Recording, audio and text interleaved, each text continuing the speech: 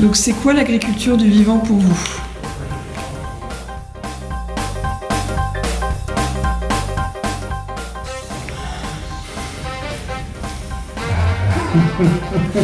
Bon, pour moi, c'est un truisme et ce n'est pas une bonne formule. Voilà. Pourquoi un truisme? Parce que l'agriculture a pour objet, en général, quelle que soit l'agriculture, d'obtenir des produits vivants, à savoir de la viande, ou si vous voulez du bétail, hein, ou des produits végétaux, par exemple du blé. Donc c'est toujours des organes vivants. Donc l'agriculture du vivant, c'est toutes les formes d'agriculture, y compris les plus scandaleuses. Donc je n'aime pas beaucoup cette formule. Alors voilà, je le dis comme je pense, elle est à mon avis inopportune.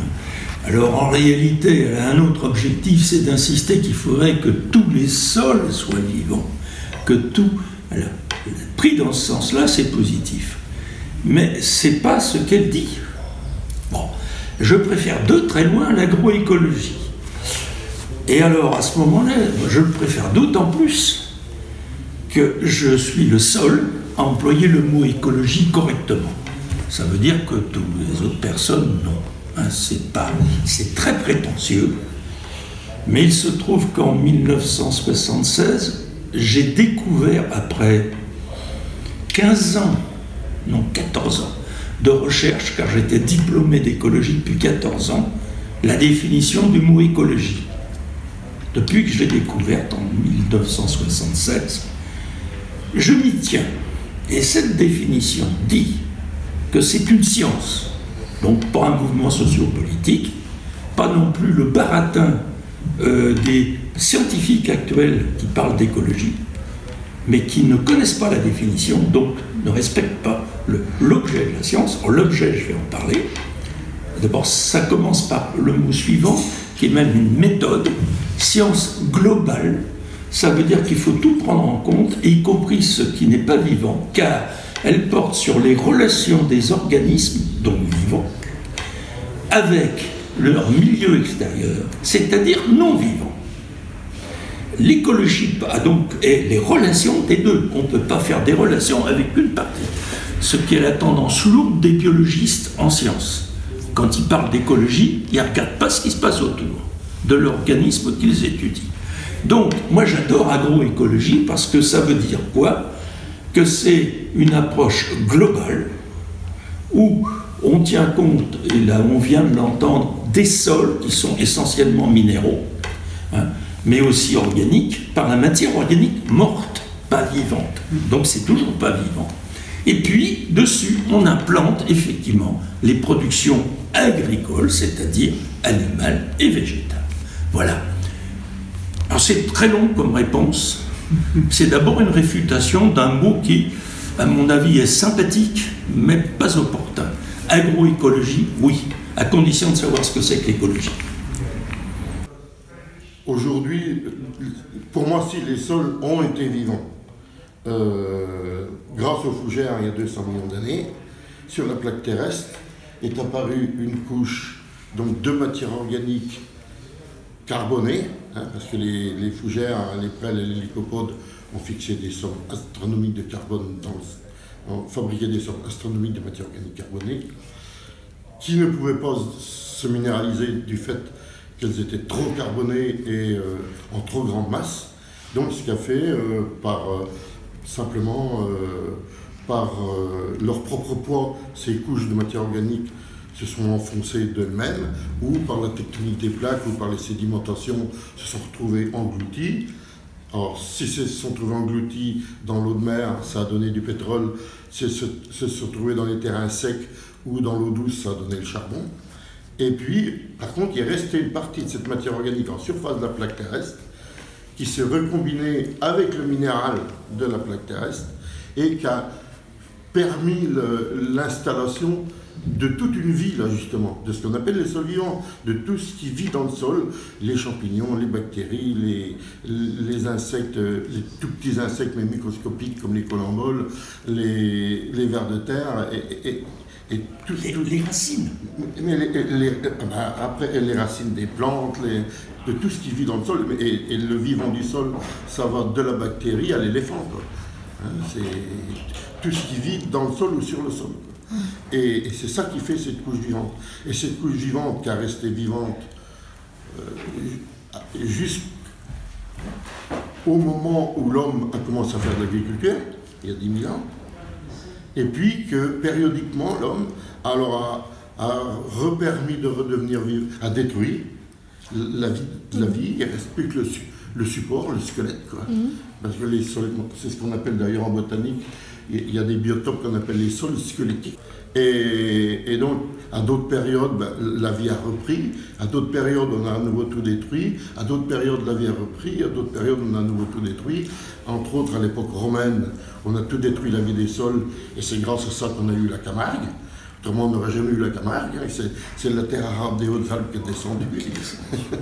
Donc après, ça s'est reconstitué, après la fin de l'Empire romain, à la fin de la civilisation romaine. Puis au Moyen-Âge, on a à nouveau eu destruction des sols, et ça s'est même mal terminé, parce que c'est terminé par une mini-glaciation.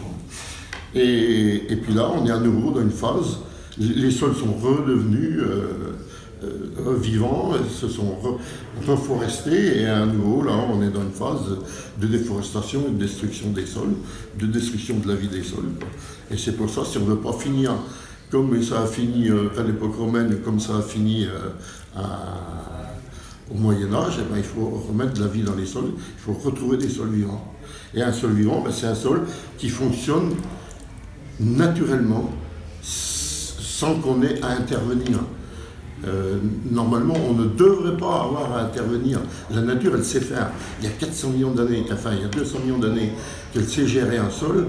Si on veut intervenir, aller voir, observer comment ça fonctionne en naturel et réappliquer, aider la nature à la limite à revenir plus vite à un sol vivant, mais en employant les mêmes méthodes qu'elle allait employer pour rendre ses sols vivants. Merci Gérard. Bon, moi je suis artiste, je suis fils de petit paysan. Donc j'ai vu mon père labourer avec les chevaux, moi il retournait le sol. Mais j'ai vu mon père respecter, riche d'une incroyable diversité de savoirs. Et finalement, dans cette petite ferme de 15 hectares, il y avait ces zones intermédiaires, des zones où il y avait des joncs, où il n'intervenait pas parce qu'il ne pouvait pas. Et finalement, il y avait quelque part une sorte de... Enfin, pour moi, je dirais, ça ne me gêne pas qu'on me dise agriculture du vivant, parce que si ça fait passer un message auprès du public, je trouve que ça c'est plutôt le plus important au niveau de la transmission du message.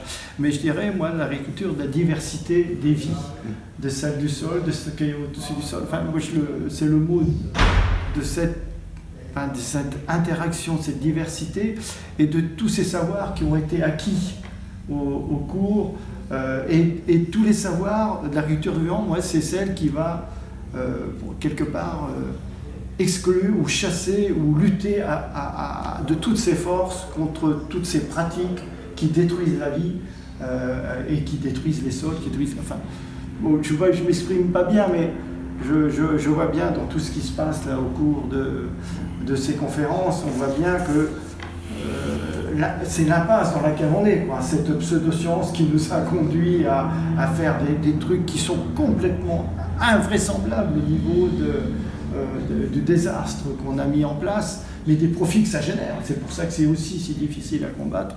Donc c'est cette espèce finalement de sagesse, parce que il faut nourrir les gens, donc l'agriculture c'est son but, mais il faut que cette plateforme de nourriture, entre guillemets, de production, elle soit totalement à rebours de ce qu'on a fait, de ce que nous a poussé à faire depuis 50 ans, 60 ans. Aujourd'hui, on a tous les moyens pour faire bien, et on a les preuves.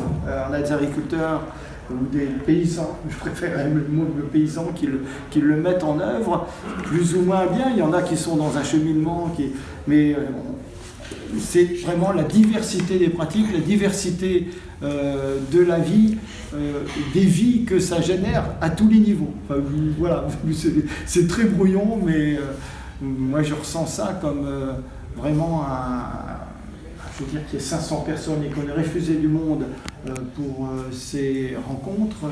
C'est un signe qu'on est vraiment au début d'un basculement, parce que chez moi, on continue à foutre des haies en l'air, on continue, etc. Mais à côté, il y a quelques pionniers qui vont planter des haies, qui ont complètement, qui sont dans une démarche. Donc c'est ça qu'il faut, l'agriculture du vivant en mouvement, quoi, quelque part. Oui.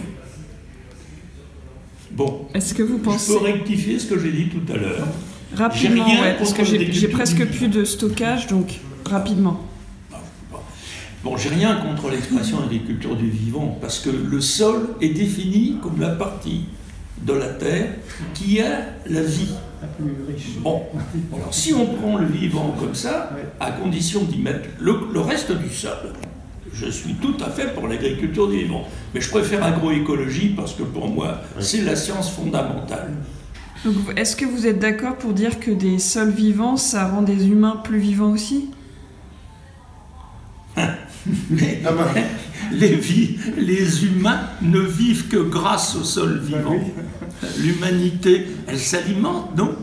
Oui, bon. Mais est-ce que en s'alimentant de sol vivant, vraiment, la nourriture, elle vibre d'une énergie plus saine? Mais on ne s'alimente que du vivant. Oui, mais... Et ça peut être malsain parce qu'on est déséquilibré. Quant à notre alimentation, ça peut être très diversifié si on sait diversifier la vie. C'est la fameuse biodiversité dont on use et abuse dans le langage, mais vous avez vu dans tous les exposés, les agriculteurs qui... Je parle des agriculteurs modernes, de ceux qui sont en train de réintroduire la vie dans leurs champs. Regardez-les, couverts permanents, avec beaucoup d'espèces en mélange, hein, etc. Ils n'arrêtent pas de répéter cela. Ils sont en train, ensemble et sans la recherche, de redécouvrir comment il faut pratiquer dans nos paysages pour obtenir des productions, pour nous alimenter, car les hommes ont besoin de la production agricole. Vive l'agriculture, mais pas l'agriculture imbécile, celle que justement ces praticiens développent. Je suis admiratif de ces praticiens. Ils ont fait exactement le contraire de la recherche agronomique, dont je suis malheureusement un rejet. Mais un rejet qui a été rejeté par la recherche agronomique, soyez tranquilles.